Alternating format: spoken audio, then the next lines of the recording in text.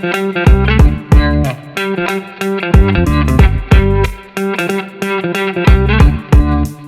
हमेशा पूछता हूँ कि क्लास को कैसा इंटरेस्टिंग बनाते हैं, जो बेस्ट वे क्या है इस कॉन्सेप्ट को समझने के लिए फिजिक्स के है, क्या क्या करियर ऑप्शंस आप देखते हैं फिजिक्स में। Teaching always two ways conversation होता है, अपने आप को समझना बहुत ज़रूरी है। तो टीचर ही क्यों, ये जर्नी कोविड से ये स्टार्ट हुआ था। कॉमन मिस्टेक्स करते हैं बच्चे, तो कौन सा ऐसा टॉपिक है जिसपे बच्चे थोड़ा स्ट्रगल करते हैं फिजिक्स में?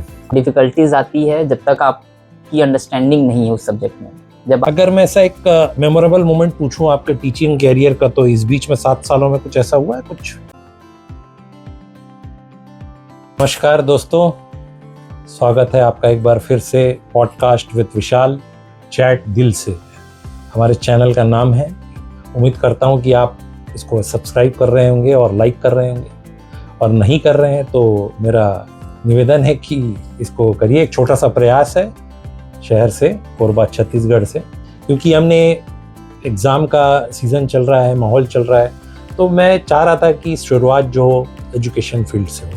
इसमें पहले एपिसोड में बायोलॉजी के ऊपर बात की गई, और इसी सीरीज़ को आगे बढ़ाते हुए आज हमारे बीच में फिज़िक्स के एक्सपर्ट मिस्टर नितेश कुमार यादव, जिनका तजुर्बा पिछले 7-8 सालों से लगातार वो फिज़िक्स के फील्ड में न केवल एजुकेशन दे रहे हैं, बल्कि खुद भी अपनी चीज़ों को और परफेक्ट कर रहे हैं इस फिज़िक्स के क्लासेस के लिए, और बहुत ही अच्छे फैकल्टी हैं। शहर में इनका बड़ा नाम है और अभी काफ़ी यंग है, ज़िंदगी इनकी पूरी सामने पड़ी है, और मैं चाहूँगा कि अपना इंट्रोडक्शन वो खुद दें। आज हमारे बीच में है नितेश कुमार यादव। तो स्वागत है नितेश आपका मेरे पॉडकास्ट में, और आप एक छोटा सा अपना इंट्रोडक्शन दीजिए, फिर हम आगे की बातें अपनी स्टार्ट करते हैं। थैंक यू सर बुलाने के लिए आपके पॉडकास्ट विशाल दिल से में। जो भी बातें मैं करूँगा बिल्कुल दिल से ही करने वाला हूँ। और जैसा कि आपने कहा, मेरा नाम नितेश कुमार यादव है और मैं रजगामार कोरबा छत्तीसगढ़ का निवासी हूँ। मैंने अपना ग्रेजुएशन गवर्नमेंट कॉलेज से ही कंप्लीट किया है। उसके बाद मैंने मास्टर किया मैथ्स से, और पिछले 7 सालों से मैं फिज़िक्स पढ़ा रहा हूँ बच्चों को। बहुत बढ़िया।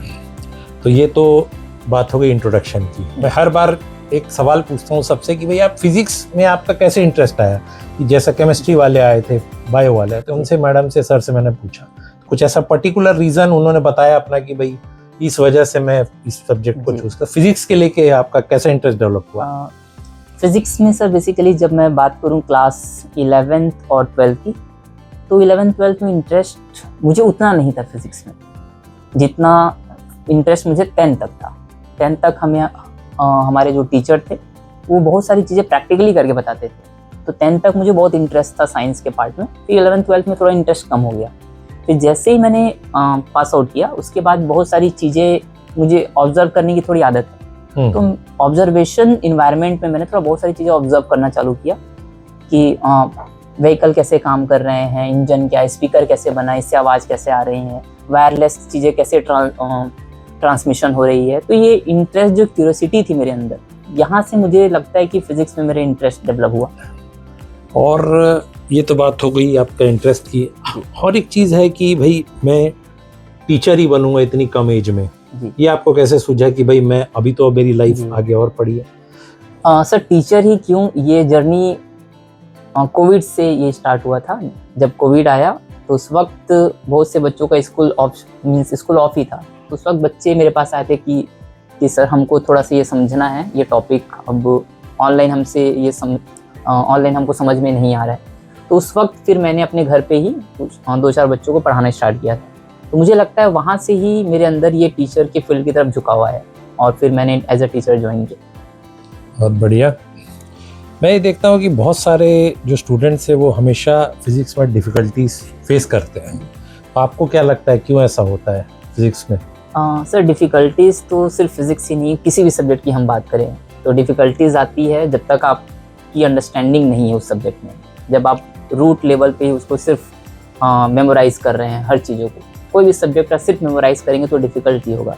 अनटिल एंड अनलेस आप उसको प्रैक्टिकली अप्लाई करते हैं अपने रियल लाइफ में, उसको फील करते हैं, उसको लीव करते हैं, तब जाकर वो चीज़ें सब्जेक्ट इजी होती है। तो फिजिक्स के केस में भी सर सेम ही है। तो बेस्ट वे क्या है इस कॉन्सेप्ट को समझने के लिए फिजिक्स के? सर बेस्ट वे होता है कि आप उसको खुद करके देखें।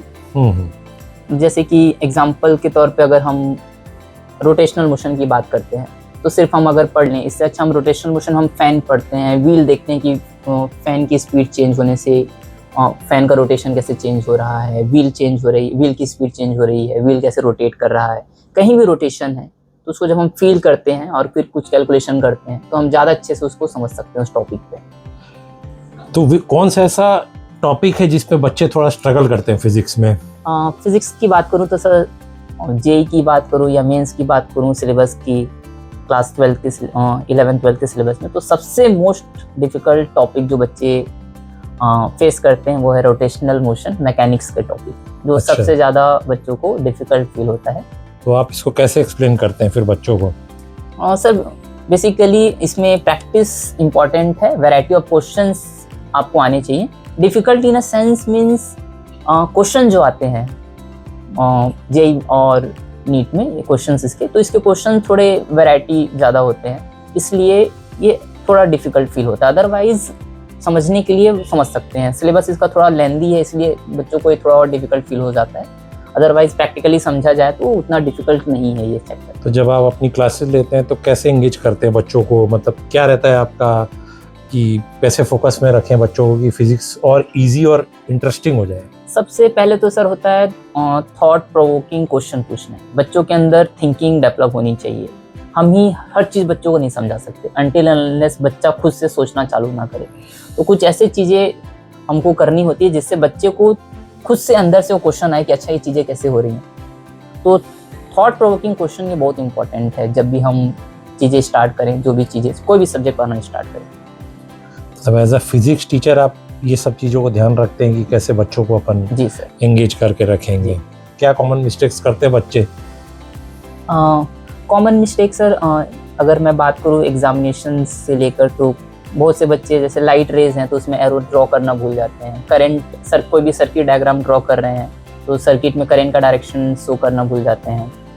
कई बार एसी डीसी सोर्स में डिफरेंस, कोई भी एसी सोर्स की जगह डीसी सोर्स डिनोट कर देते हैं। तो ये कॉमन एरर मिस्टेक बच्चे जनरली करते हैं एग्जाम से रिलेटेड। और थ्योरी के साथ साथ एक्सपेरिमेंट भी बहुत ज़रूरी है फिजिक्स में? सर फिजिक्स तो विदाउट एक्सपेरिमेंट मुझे लगता है नाउ डेज हर सब्जेक्ट को एक्सपेरिमेंटली हमको करना चाहिए। तो डेफिनेटली फिजिक्स में तो एक्सपेरिमेंट होते ही हैं, प्रैक्टिकल का अलग से सिलेबस है ही, साथ साथ थ्योरी में भी हम प्रैक्टिकली बच्चों को समझाते हैं एक्सपेरिमेंट के साथ कोई भी टॉपिक। तो अगर आगे पूछूं कि करियर में फिजिक्स का क्या रोल है, क्या क्या करियर ऑप्शंस आप देखते हैं फिजिक्स में? सर बेसिकली देखिए फिजिक्स का जो मेजर ब्रांच है वो इंजीनियरिंग की तरफ ही है। तो अगर आप साइंटिस्ट बनना चाहते हैं तो सबसे बेस्ट मैं सोचता हूँ कि फिजिक्स का आप utilise scientist as a scientist career profession आप कर सकते हैं। बेस्ट वे में यूज़ करना है तो साइंटिस्ट जी, कुछ इन्वेंट करके आप कुछ इन्वेंट करिए अपने सोसाइटी के लिए, प्रॉब्लम सॉल्व करिए। मुझे लगता है सोसाइटी में सबसे अच्छा है कि आप ऑब्जर्व करिए क्या प्रॉब्लम है और आप ऐसा क्या कर सकते हैं। आप अपने नॉलेज को यूज़ करिए, चाहे कोई भी सब्जेक्ट, जैसे फिजिक्स है तो उसमें कौन से डिवाइस आप दे सकते हैं जिससे सोसाइटी के लिए वेलफेयर में ये यूज़ हो। तो आप अपने हिसाब से क्या एडवाइस करेंगे बच्चों को कि बच्चों को साइंटिस्ट की तरफ जाना चाहिए या इंजीनियरिंग की तरफ जाना चाहिए? देखिए सर बच्चों का जो झुकाव रहता है वो डिपेंड करता है कि उनका इन्वायरमेंट कैसा उनको मिला है। हो सकता है उनको बायो पसंद, हो सकता है उनको केमिस्ट्री पसंद, हो सकता है उनको कॉमर्स पसंद, तो अपने इंटरेस्ट के हिसाब से वो फील्ड सजेस्ट कर सकते हैं। नाउ डेज बहुत से फील्ड हैं, बस ये है कि बच्चों को आज के समय में ये चीज़ें नहीं है कि बच्चों को फील्ड नहीं पता। आज के समय में बच्चों को ऑप्शंस बहुत सारे हैं तो एज एक ऑप्शन बच्चा सेलेक्ट नहीं कर पा रहा है। आज के समय में ये प्रॉब्लम है। तो बच्चों को थोड़ा सा अपना इंटरेस्ट और एक्सप्लोर करना पड़ेगा। अपने आप को समझना बहुत ज़रूरी है। जितना सब्जेक्ट को समझना उतने अपने आप को समझें कि आपका इंटरेस्ट किस तरफ जा रहा है, तब जाकर वो एज अ करियर ऑप्शन आप या फील्ड सब्जेक्ट जो सेलेक्ट कर सकते हैं। बच्चों को पता होता है क्लासेस में कि भाई हमको क्लास 11-12 के बाद इंजीनियरिंग में अगर सिलेक्शन नहीं होता है तो और भी ऑप्शंस हैं, ये आप लोग बताते हैं अपने? हाँ बिल्कुल सर, नाउ डेज बहुत से कैरियर काउंसलिंग प्रोग्राम चलते हैं जिसमें टीचर्स और स्कूल के साइड से भी बहुत सारा एफर्ट दिया जाता है कि बच्चों को उनके कैरियर गाइडेंस के ऊपर समझाया जाए कि क्या क्या ऑप्शंस हमारे पास अवेलेबल हैं। और राइट फ्रॉम क्लास 10 से ही हम बच्चों को गाइडेंस आगे, क्योंकि 11th में सब्जेक्ट सेलेक्ट करना है तो 10th को बच्चों को स्पेशली फोकस करके ये गाइडेंस दिया जाता है। स्कूल की तरफ से भी एज ए टीचर भी हम गाइडेंस देते हैं। मैं हमेशा पूछता हूँ कि क्लास को कैसा इंटरेस्टिंग बनाते हैं, जो और भी हमारे गेस्ट फैकल्टीज मेहमान आए थे हमारे, तो आपका क्या रहता है कि बच्चे फिजिक्स में सडनली आप डिसाइड करते हैं कि ये चैप्टर में पढ़ाने जा रहा हूँ, या उनको पहले से? सर 1 डे प्रायर उनको एटलीस्ट कुछ टॉपिक्स बताया जाता है कि एटलीस्ट इसके बारे में आप थोड़ा सोच के आइए, समझ के आइए, जिससे उनकी एक थिंकिंग रहेगी उस टॉपिक के बारे में। नेक्स्ट डे फिर हम उस पर थोड़ा डिटेल में डिस्कस करते हैं। तो टीचिंग ऑलवेज 2 वेज कन्वर्सेशन होता है। आप 60-40 रेशियो मान के चलिए, या फिर आप 50-50 रखिए। कभी भी 90-10% टीचिंग नहीं होती है कि आप 90% सिर्फ आप समझाएं, 10% बच्चों से रिस्पॉन्स लें।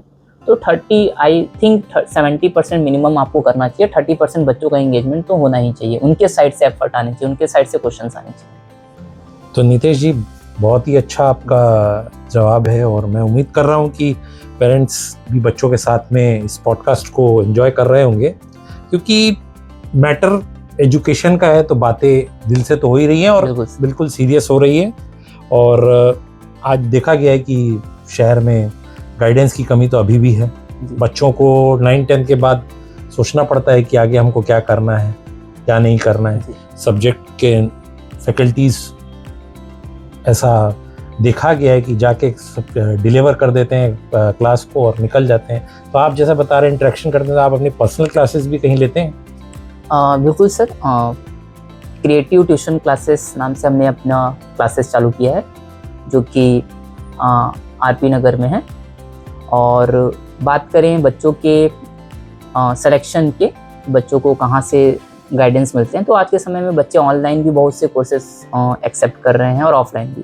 तो बच्चों को समझना पड़ेगा कि उसमें उनका कंफर्टेबल जोन कौन सा है, क्योंकि बहुत से बच्चे ऑनलाइन के साथ कंफर्टेबल हैं तो उसके साथ भी जा सकते हैं, और जो बच्चे ऑफलाइन के साथ कंफर्टेबल हैं वो बिल्कुल ऑफलाइन उनको जाना चाहिए। ओके, तो ये तो रही बात क्लासेस लेने की। अगर मैं ऐसा एक मेमोरेबल मोमेंट पूछूं आपके टीचिंग कैरियर का, तो इस बीच में 7 सालों में कुछ ऐसा हुआ है, कुछ मेमोरेबल चीज़ आपके साथ? सर मोमेंट पूछें तो मुझे तो अपने राइट फ्रॉम डे 1 टू आप 365 डेज ले लीजिए, मुझे हर दिन मेमोरेबल लगता है बच्चों के साथ। तो ऐसा कोई स्पेसिफिक मोमेंट नहीं होता है, हर दिन मैं एंजॉय करता हूँ। तो कोई ऐसा स्पेशल फिजिक्स का कॉन्सेप्ट जो आपका फेवरेट है, पढ़ाते में आप बहुत एंजॉय करते हैं उस टॉपिक को? Sir I love modern physics, तो फोटो इलेक्ट्रिक इफेक्ट मुझे थोड़ा ज़्यादा पसंद। सिंपल वे में समझाएं? सिंपल वे में समझिए सर कि कोई भी सरफेस है, उससे इलेक्ट्रॉन रिमूव होना है तो लाइट से रिमूव होता है। लाइट से अगर इलेक्ट्रॉन रिमूव किया जाए तो इस फेनोमेना को हम बोल सकते हैं फोटो इलेक्ट्रिक इफेक्ट। ओके जी। तो नितेश, बहुत ही अच्छा जवाब आपकी तरफ से आ रहा है जी। और एक छोटा सा हम रैपिड फायर खेलते हैं आपके सब्जेक्ट से रिलेटेड ही, और जिसको हमारे दर्शक काफ़ी पसंद कर रहे हैं। तो आप तैयार हैं उसके लिए? बिल्कुल बिल्कुल सर।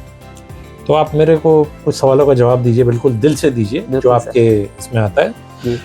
न्यूटन और आइंस्टीन? Einstein sir. क्यों? Because sir equal to MC square energy mass equivalent, मुझे लगता है कि ये बहुत ही इंपॉर्टेंट इक्वेशन है। ओके। थ्योरी और practical? Practical, always practical. Online learning और classroom learning? For me always classroom preferred. Classroom. छोटा सा अगर इस पे अगर अपना वो करें, क्यों classroom teaching? Classroom learning sir, eye contact more important है पहला, और जो कनेक्ट होता है वो बहुत ज़्यादा इजीली होता है। तो one word to describe physics? I think physics is a life, so I think life is a perfect word. और अगर एक मैसेज इस रैपिड फायर के बाद अगर आप देंगे बच्चों को, तो क्या देंगे?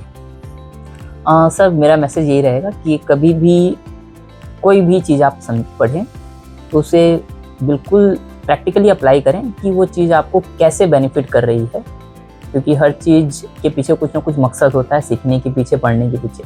जिस समय आप वो मकसद समझ गए उससे आपका क्यूरियोसिटी, इंटरेस्ट बढ़ जाएगा, डेवलप होगा। तो जो भी चीज़ पढ़ें उसके पीछे आपका एक ज़रूर एम होना चाहिए कि आप क्यों पढ़ रहे हैं। उस एम के साथ पढ़ेंगे तो आप ज़्यादा से ज़्यादा सीख पाएंगे उस चीज़ों को। तो दर्शकों, उम्मीद करता हूँ ये पॉडकास्ट आपको पसंद आया होगा। और ख़ासकर उन बच्चों को जिनका इंटरेस्ट फिज़िक्स में है, क्योंकि सर ने बताया कि वो अपनी क्लासेस भी लेते हैं, और जिनको भी ऐसा लगता है कि भाई फिज़िक्स में गाइडेंस की कमी है, वो सर से डायरेक्टली अपना कांटेक्ट कर सकते हैं। और बहुत अच्छा रहा, और मैं इसी के साथ आप सबसे एक बार फिर से निवेदन करूंगा कि आप इस चैनल को सब्सक्राइब करें, लाइक करें, और अपने कमेंट्स जो भी पॉजिटिव हैं वो आप ज़रूर दें, ताकि हम इसमें और भी कुछ सुधार हो सके, कर सकें। तो नितेश सर, बहुत बहुत थैंक यू आपका पॉडकास्ट में आने के लिए। Thank you sir. बस मैं एक चीज़ ऐड करना चाहता हूँ कि बच्चों को या फिर किसी को भी ऑडियंस को कुछ भी डाउट हो फिजिक्स से रिलेटेड, तो बिल्कुल आपके कमेंट सेक्शन में वो क्वेश्चन करें। इसका आंसर हम हो सकता है आने वाले फ्यूचर वीडियो में जरूर देंगे।